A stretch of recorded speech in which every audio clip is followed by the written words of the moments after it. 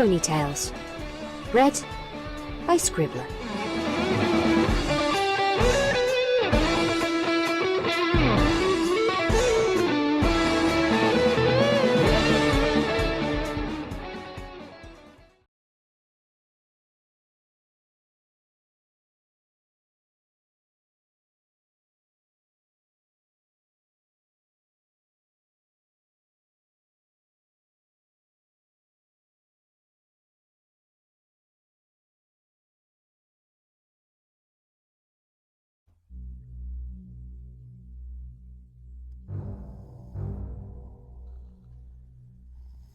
It was not a sound that woke Maud in the earliest hour. Rather, some notion spoke with a small voice in the back of her mind and coaxed her eyes open. But in that moment, the sight of the farmhouse's loft cast surreally in vivid moonlight drove the notion from her consciousness. She swiveled her ears a little, but only heard the slow breathing of Limestone from the upper bunk across from her own. Indeed, she only heard Limestone. Maud sat up as much as the low-built bunk bed allowed and focused on the lower bunk across from her. Marble was not there. Was this unusual? Though Maud and her sisters had shared this loft for much of their lives, she realized she did not know. Mother had once described her sleeping as like a stone, and though Maud took more than a little pride in this, she now wondered if there had always been some odd nocturnal habit of her sisters. Treading soft to keep from waking Limestone, Maud slid from beneath her blanket and made to descend the stairs. But there was that notion again, speaking in its own quiet way and telling her legs to turn toward the window at the room's far end. This was indeed an unusual night, one that saw the arrival of two gut feelings within minutes, neither regarding geological matters. Maud decided to play along. She stood now with her nose nearly touching the glass, and the perfect circle of the moon, low in the sky, painted the north field in odd zebra stripes of off-white light and deep shadow. The longest, smoothest of these shadows bisected this picture, and its tapered end pointed directly at the window from which Maud now gazed. Its source, the tall, egg-shaped stone that stood upright at the field's edge, Holder's Boulder. In the farthest part of that shadow, near the base of the boulder, something moved. In the day, a movement as slight as this might have been missed, but the scene now was so still that the window might have been mistaken for a painting, if not for that movement. Maud blinked and refocused on that spot, willing her eyes to adjust further. The shape below took another step towards the boulder. Marble. With less heed paid to the noise of hooves on floorboards, Maud turned and made for the ground floor. A shaft of moonlight lit a narrow path from the stairwell to the main door, and in a matter of seconds, Maud had burst into the north field and galloped to the foot of the boulder. Marble was not there. To a more active imagination than Maud's, it might have seemed as though the boulder's shadow, still darker than the darkness of her eyes, had swallowed her sister up. Maud looked left, right, telling herself to keep calm. From the house behind her, something broke the night's silence, something between a clank and a ping. Metal striking metal. Maud pivoted about and sprung back to the door, skidding to a halt within the threshold and swivelling her head to and fro in the darkness. There, the sound again, from the storage room behind the wood stove. Of all the farmhouse's rooms, this was the least used. Little more than a large closet, it was built close to the wood stove to keep the winter's damp from damaging the contents. The walls were covered in shelves overcrowded with spare tools, seasonal supplies, and myriad things put there with a temporary intent, but never moved since. On the floor at the back sat a wooden box with a hinged lid, held shut by an old brown padlock. This had been there as long as Maud could remember. In her initial rush, Maud had made do with moonlight, but now had to fumble around the small mudroom for lamp and flints as the hammering noise quickened. At last, Maud took the lit lamp's handle in her teeth and made her way to the room. The hammering had stopped just as the wick flared to life, but now the door was ajar. As she approached, there came other sounds. A crunching, a ripping. Maud flung the door aside and cast lamplight upon the scene within. On the floor by the old box, a pickaxe and a padlock's twisted remains, a chaotic scattering of brown-yellow shreds, Marble crouching down, holding a thick hardbound tome against the floor. Marble seized a sheaf of its leaves in her teeth, ripped them out with a jerk of her neck, and shook the wad about, dog-like. In a flash, Maud put down the lamp and leapt upon her, seizing her by the shoulders and shaking her until the mangled pages dropped from her jaws. Maud shouted into her sister's face as loud as she dared. Marble! Marble, stop! Marble did not resist, but stared straight through Maud. Her slack, drooling mouth made only a low gurgle. Marble, look at me! A blink, and another. As Maud watched, Marble squinted, looked around, and finally met her gaze. In the manner of one just awoken, Marble worked her jaw and mumbled groggily. Maud? What goeth here? At the sound of this new voice, both mares turned to the doorway, where their father stood, bareheaded and haggard-looking from sleep. Without waiting for a response, he crossed to the near edge of the book-strewn wreckage, put out a hoof, and turned the now nearly empty cover so that the lamplight reflected from the bold silver lettering on the front. The Journal of Holder Cobblestone. He looked to Maud, then Marble.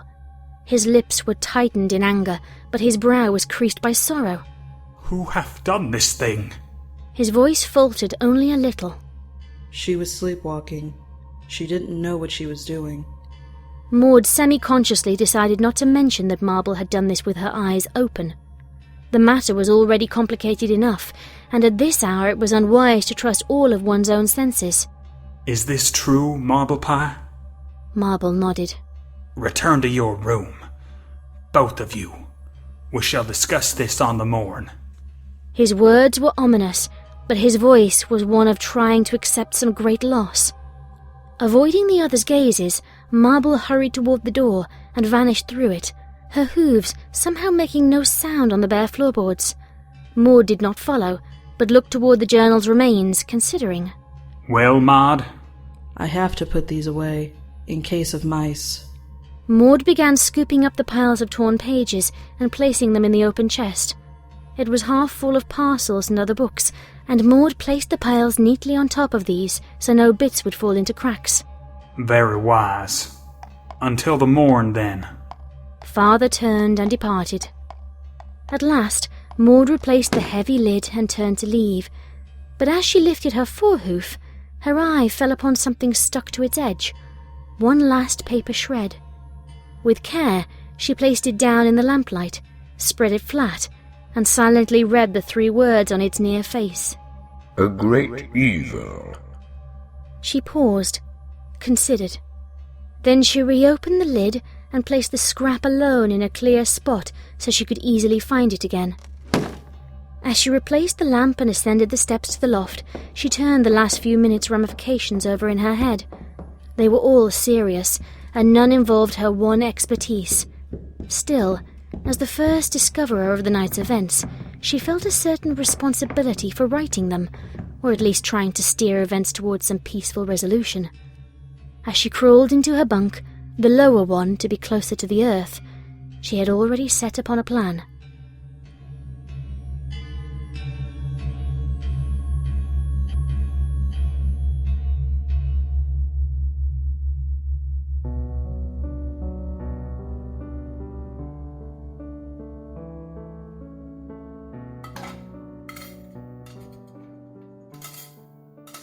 Silence at the table. Mother and father chewed their porridge more slowly than Maud had ever seen, and she could not decide whether they were punishing Marble with silent suffering, or unable to find proper words for such a strange and terrible thing. Marble, doing her best to hide behind her mane, hunched with her knees bent as if prepared to bolt. Across from her, Limestone crouched in her seat, as if coiled to spring over the table and wreak the same destruction upon Marble as Marble had upon the journal. I can mend it. All heads turned to Maud. In that moment, the air felt a little less close, and expressions grew just a little hopeful at the notion of any mitigation. The journal. I think I can fix it. I know I'm home to help with the summer chores. but I would like some time at the end of each day to work on putting it back together. As she spoke, her gaze moved from father to Limestone and back. These two exchanged a questioning glance, then looked back to Maud. I have many times thought to peruse all the writings within yon chest. 'Tis a trove of family history, its contents irreplaceable. Marble shrank back farther still. And the Journal of Holder is truly the cruelest loss that might have been. For if any of us thought to read it, we had hitherto believed there would always be time enough. But as always, we must give heed to practical matters. Limestone, will this reconstruction allow enough time to finish this season's work? Taking her time, Limestone chewed, swallowed, and cleared her throat before answering. Yeah, I think so. That's if the rest of us don't mind working a little harder. Her knife gaze passed over Marble as she said this. Oh. Marble stared into her porridge. Very well, Maud. You will have the time to mend Holder's journal.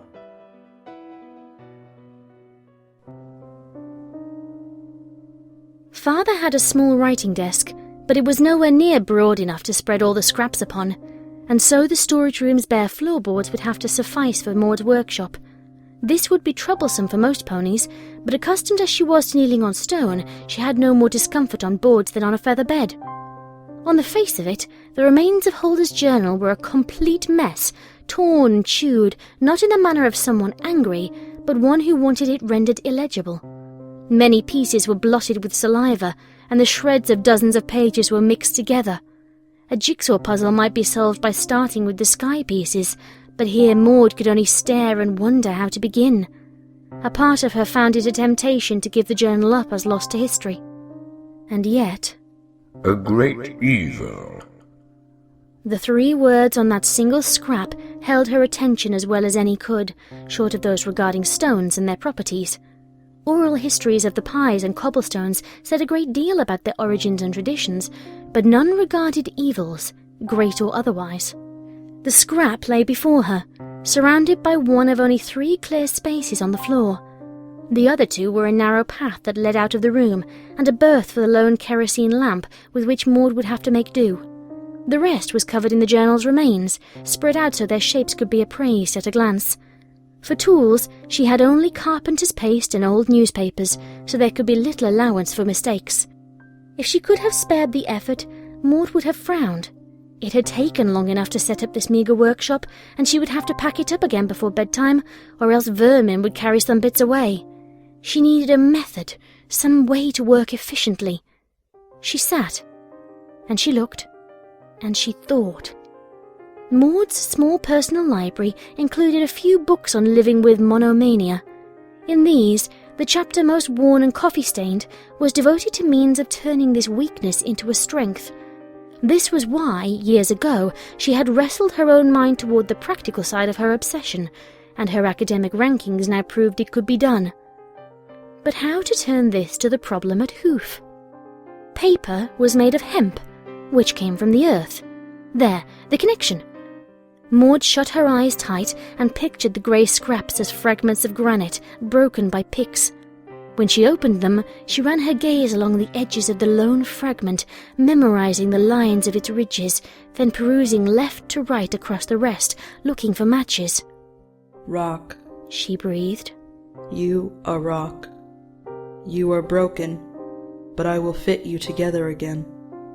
And, bit by bit, she did.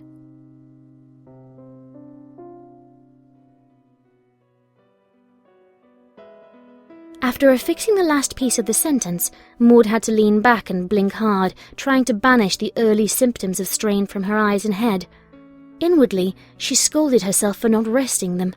Still, it would grow easier as she practiced, and the piles of fragments grew smaller.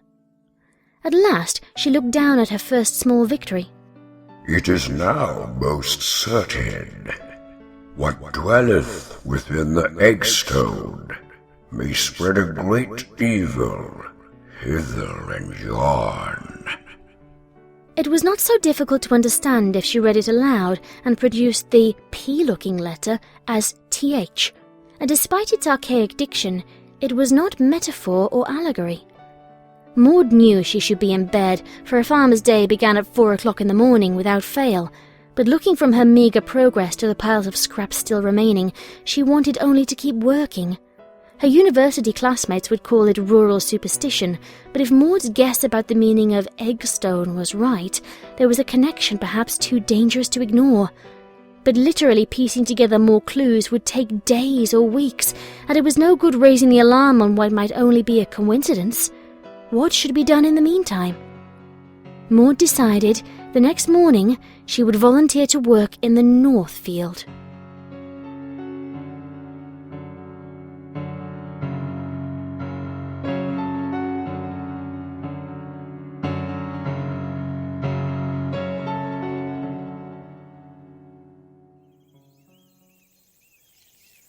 Most days, Maud bore no ill will toward any creature of the earth, but this morning the cicadas managed to make a nuisance of themselves. As Maud leaned low to take soundings with tappings of her hoof upon the ground, they got in her way and made such a din with their clicking and hissing and burrowing over and beneath the surface that Maud could hardly even place the Northfield's fault line. Maud was not afraid. Though ugly, the periodical cicada was in no way a bad neighbour, for it did not sting, nor drink blood, nor carry sickness, nor destroy food, nor bite except in self-defence. But she picked her way slowly, for when the cicada brood emerges, it covers the ground and fills the air. This one had yet to do the latter. Its members still crawled from the peppering of tiny holes they had made that morning, then hurried off. At last, Maud abandoned her fruitless attempts. She stood straight up and regarded the swarm of stocky brown bodies that scuttled around her hooves. Such events were always accounted for in farmers' yearly schedules, but this time it was altogether unexpected. The local brood emerged every 13 years, and for the first time this one was 2 years early. For that matter, no cicada brood in the world emerged in the autumn. Maud's knowledge of the creatures ended there, for this was the only relevance they had to her interests. She tried to think back to their last emergence, but time and monomania made detailed recall impossible. Was it normal for them to all move in the same direction once above ground, as they were now? She followed their path with her eyes, and soon had her answer. The cicadas were making for Holder's Boulder. As Maud followed them, she had to tread ever more gingerly, and fight back nausea when something crunched under hoof. Her pace slowed as she grew nearer the boulder, for the swarm thickened to where she could hardly find a place for her hoof. All around the boulder's base, they had actually climbed over each other in their attempts to reach it, and the mass of their bodies formed a pile as high as Maud's belly.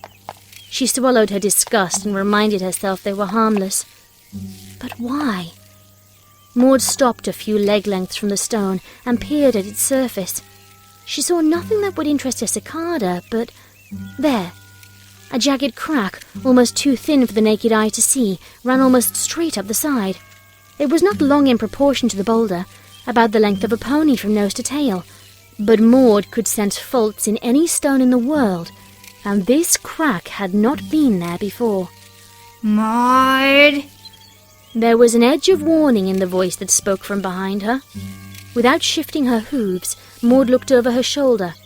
A little ways back stood Limestone, her face lined with annoyance at having to pick her way through chitinous bodies. I'm interested in Holder's Boulder. Can't imagine why. Maud took no offence. This was Limestone's idea of a joke. We know Holder found it in an abandoned dragon's nest. Maud looked to the boulder's tapered crown. I don't know of any natural process that could fossilize a dragon egg, but what about unicorn magic? It still couldn't be a dragon egg. Those are small considering how big the adults get. If this was an egg, it was from something else. Why does an egg have one tapered end? Maud said, now half thinking out loud. So if it rolls in a circle and doesn't fall out of the nest. Limestone did not say how she knew this. Her personality was of the charming sort that never revealed sources until pressed. Why do you ask? Holder's journal mentions it. I was curious. Maud knew better than to go into more detail. If she got Limestone onto a tear of prying questions, she would have no answers beyond her own suppositions and a few ancestral words. Let me know when you're done fixing it. If it talks about the boulder, I want to read it. See you later. With this, Limestone turned and picked her way toward the house. Maud did not follow at first, but surveyed the boulder again. The peak, the crack, the base, the pile of cicadas. They reminded her of beach stones, worn oval by the ocean's tide. It was wrong. Only rocks behaved like rocks. Through her disgust, Maud raised a forehoof and lightly jabbed one side of the piled ring. The massed brown bodies did not react, but a few tumbled down from the sides and lay still, with their legs in the air. They were all dead.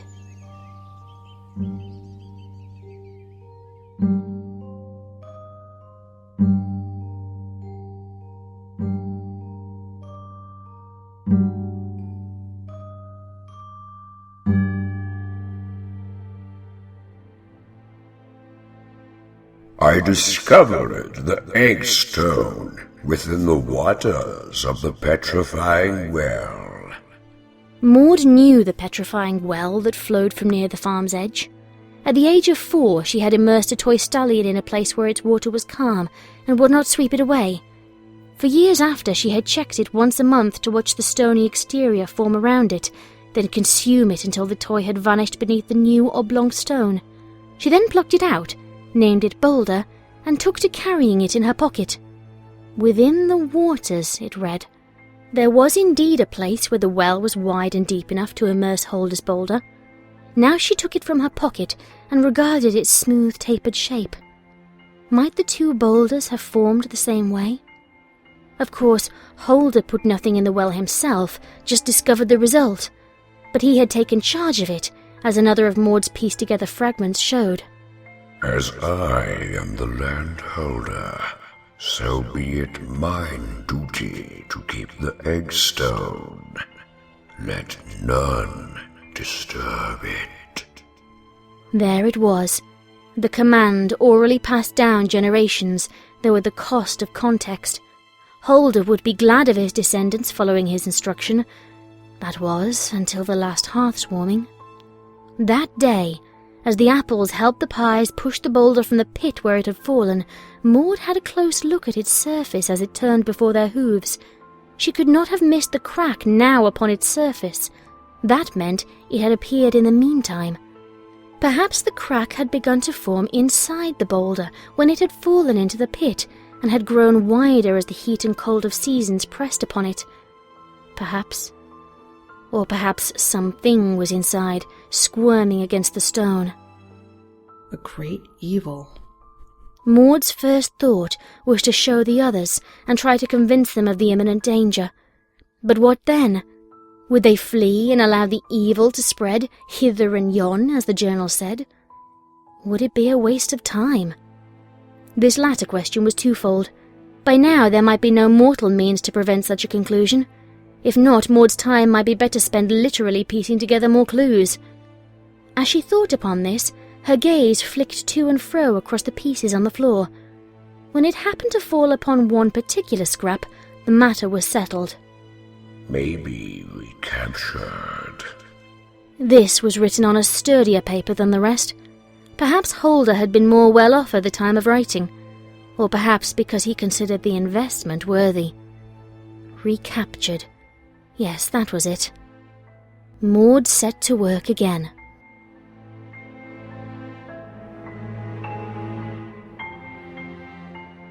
The next day's chores included a routine trip to town for essential supplies, and Maud volunteered to go. She did not go to the supply shop first, but to the post office, where she sent a telegram to her sister in Ponyville. Unknown trouble nearing farm. Stop. Bring magic. Help. Stop. As telegrams were charged by the letter, Maud had made this one as short as she dared. Her remaining money would go to the apothecary. Holder's journal specified a list of materials beneath the heading, Herewith, the means by which the evil may be recaptured. Most would have had trouble with the archaic words. Brimstone and saltpeter were among the less obscure, but the rock farmers of southwest Equestria still informally used the old name for their tools. It was only when Maud showed the clerk a list of certain unicorn-enchanted materials that she met with difficulty. The clerk, a bespectacled middle-aged stallion, perused the list once, twice, thrice. When he looked up to meet Maud's eyes, his brows were raised. You'll have to sign a waiver for these. Why? If they're mishandled, they can be very dangerous. May I ask what you need them for? Rock farming. Though Maud hated lying, her manner made her quite good at it. Thought so. Here. The clerk produced a thick sheaf of papers. These explain the effects of any misuse and absolve the makers, and us, of responsibility for any results. You'll have to sign them to show you understand this. There was nothing on those pages Maud did not already know. She signed.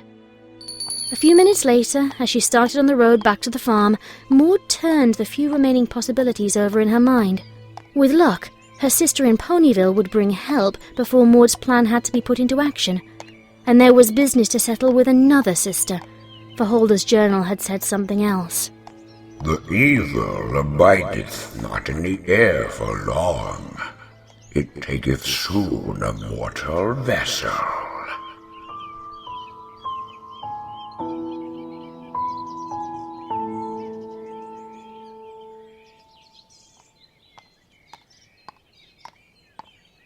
Maud knew how to approach Marble, from just the right angle so that Marble could see her, but not head-on.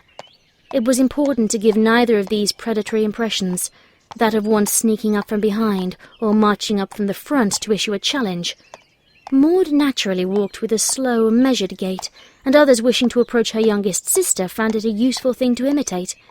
But while it was usually best to begin conversations, if one could call them such, with pleasantries, Maud decided to open with what she judged Marble most wanted to hear. I forgive you. Marble gave a quiet gasp and focused her gaze upon a loose stone near Maud's hoof, but she did not bolt. I'm making a lot of progress putting Holder's journal back together.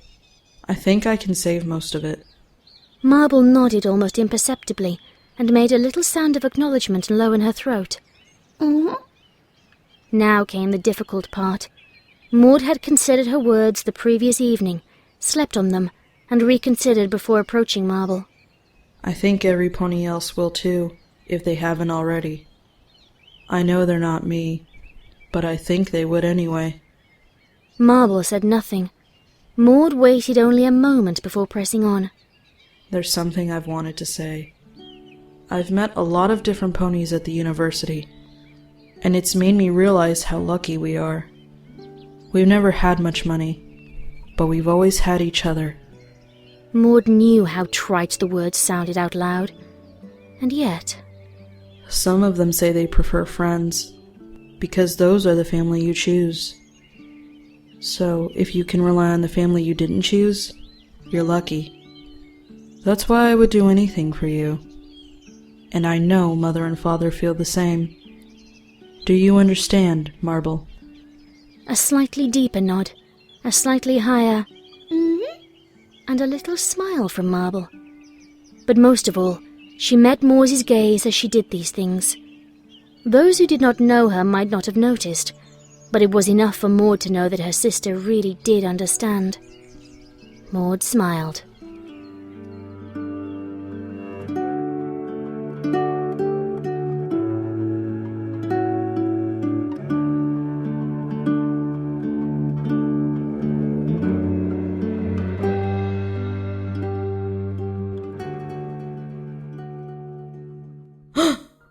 Maud awoke.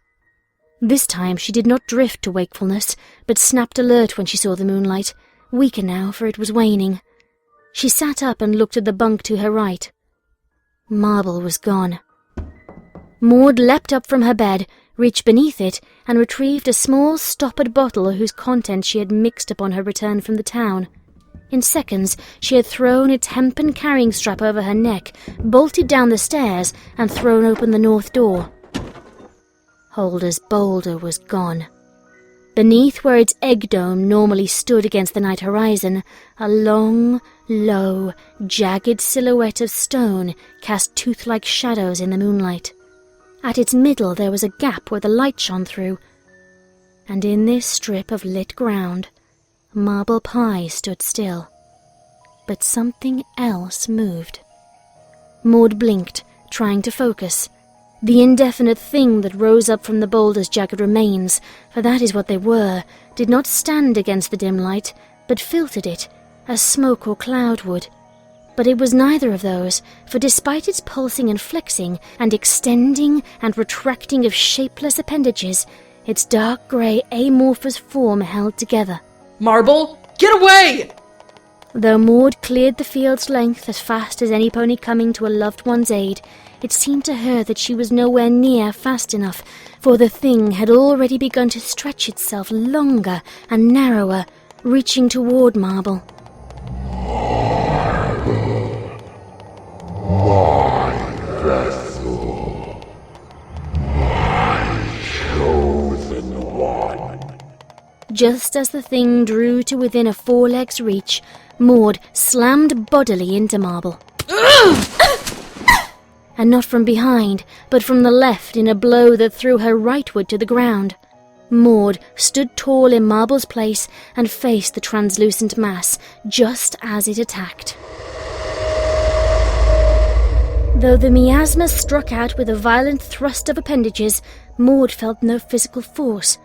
Where it touched her flesh, there was a profound chill, a sense of weakness, and a tingling ache of the sort accompanying the loss of circulation to a limb. It crept through her, across her skin first, then down her limbs, through her innards, into her brain. At first, Maud did not struggle.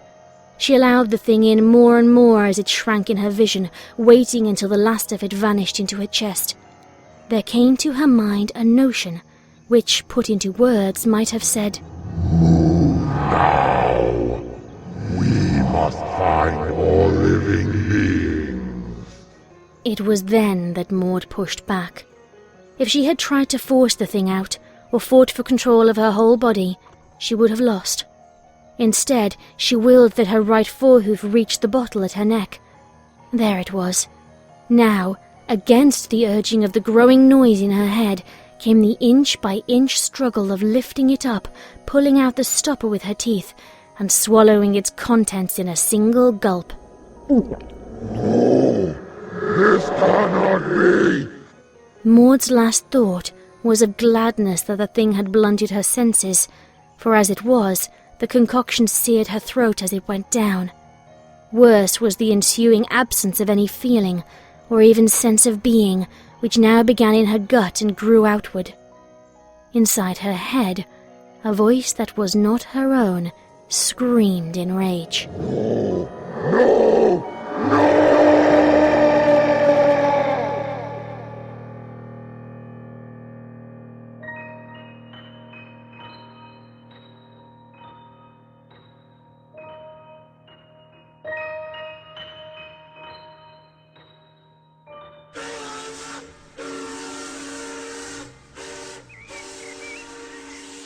6 sets of hooves trotted from a train's steps with the momentum of purpose.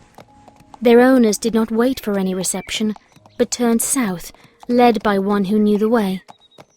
Holder's farm was not far by air, but the craggy landscape necessitated a winding path that curved south from the station, turned, and approached the farm from the south. As the 6 drew near, their paces quickened. One broke from the others, galloped to the south porch, and hammered upon the door. Silence. No. A keening wail, distant, drifting upon the still autumn air.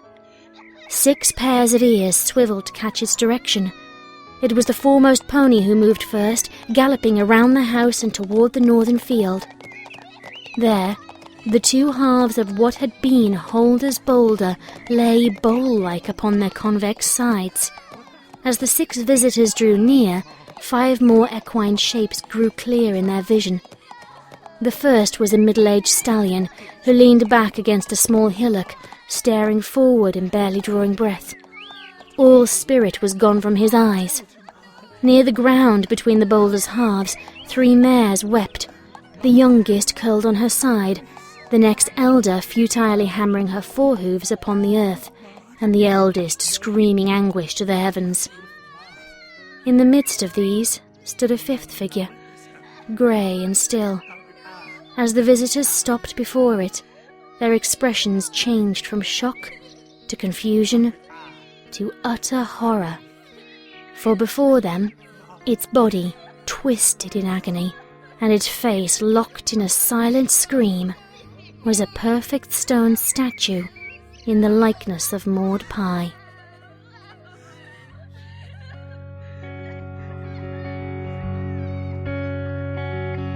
Cause I've been trying to find out if an angel bends or breaks. All shadows like a stone. I wanna destroy something beautiful for you. I wanna destroy for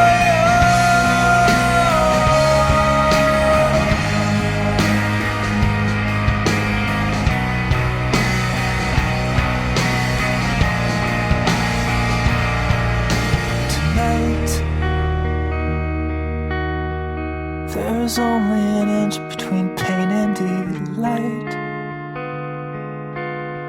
I'm full of Canadian whiskey and spite. Again.